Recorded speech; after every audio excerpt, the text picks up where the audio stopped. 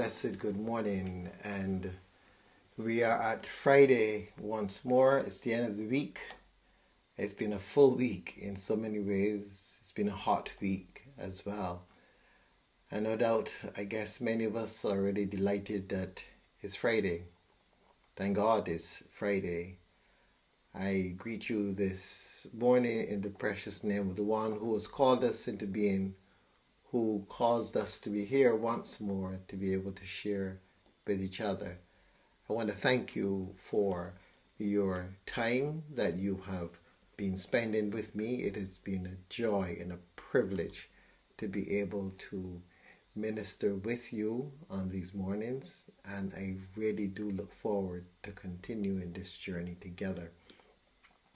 As we come together this morning, we do so mindful of all that God has given us in this world, and we are trusting and praying and hoping that we may be able to, in some way, benefit from all that we are learning, all that we are hearing, all that we're doing day by day. Remember, this is about growing. This is about becoming. This is about the inner journey. There's a lot out there about the outer journey. Our focus in these devotions really and truly is about that inner path, that path which leads to the outside, but through the reclamation of our true selves as belonging to the divine. I am the Lord's. And so with that in mind, we come into our sacred space this morning, the place that we've identified to be with God, to spend time reflecting, being open, remembering, recalling that sense of I am presence, recalling that sense of belonging. I am the Lord's. Remember, we are being invited to soak into this awareness. I am the Lord's as we breathe, as we come into our hearts with a spirit of gratitude. We breathe deeply into our being. And there we recall that sense that I am the Lord's. I am the Lord's. I am the Lord's. Surrounding ourselves with radiant light, feeling that sense of the divine presence around us, acknowledging where we are this day. What are the colors that surround us? They speak of what's going on within us. So take a few moments and focus on white light surrounding us. White light is the resultant of all shades, all colors. It is the totality of light. And so we surround ourselves with a white light, completeness, wholeness, everything working together for good.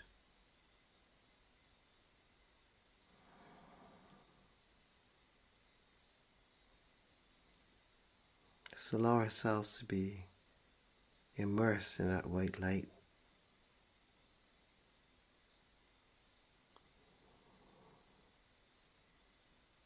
See to what extent it is brilliant in your experience. See to what extent you're able to manifest that white light.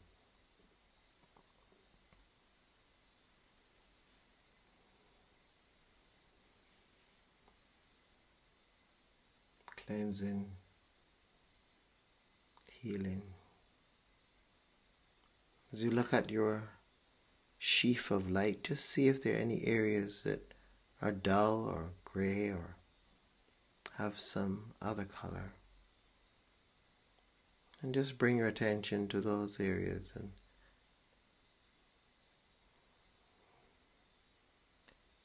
and bring them into wholeness.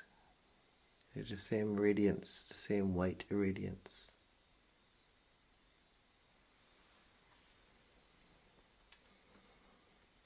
So that your entire being is surrounded by this mass of white light, resultant of all the colors of the rainbow. With that sense of deep knowing, I am the Lord's.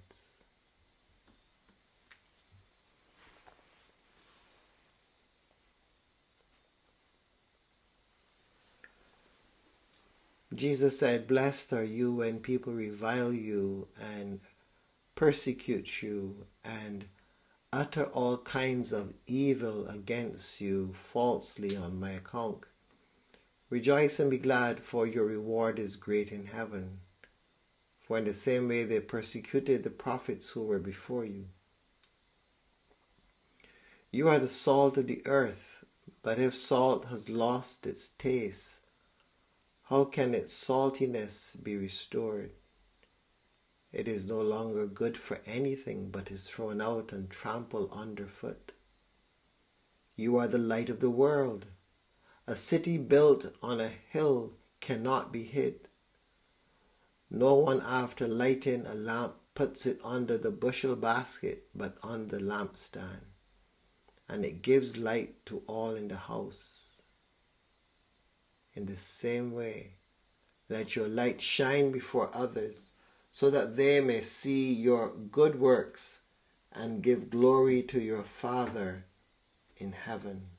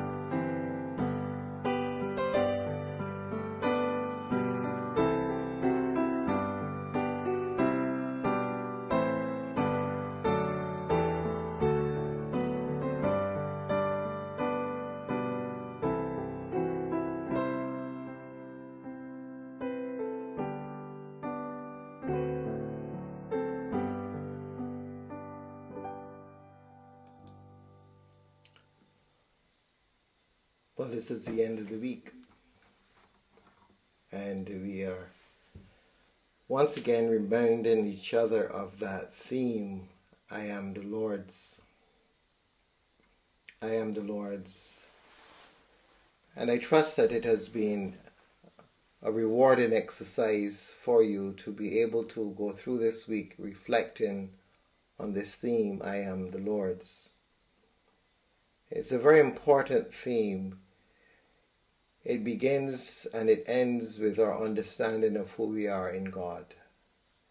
And this is so vital, so vital to our growth as persons of faith. It is so vital to this journey of ours, to be able to begin at the beginning, having a sense of who I am. I am the Lord's. Jesus offers us two little vignettes for us to reflect on. One is salt. He says, if salt loses its saltiness, then it is worthless. The second is light. No one takes a lamp, lights it, and puts it under a bushel basket or under a bed, but instead on a lampstand. When I reflect on these two ideas that Jesus shares, first of all, the salt. Salt must know itself as salt. If salt perceives itself to be anything other than salt, then the salt is useless. Salt has a purpose. It has to be conscious of its purpose. And yes, we're talking about salt, so there's no real consciousness as we understand consciousness. But there's a school of thought that says everything has consciousness, but it is to different degrees. So the consciousness of salt is that it has a particular characteristic. It can be received in a particular way, and it always shows up as that. If salt shows up as something other than what it is supposed to be, then it is worthless. How about you and me? Are we conscious of how we are to show up in the world? Are we conscious that we are the Lord's? Are we conscious that this is the particular way of being that we are called to be at all times? And therefore, if we show up in any other form or fashion, it's worthless. We miss the point. We miss our purpose.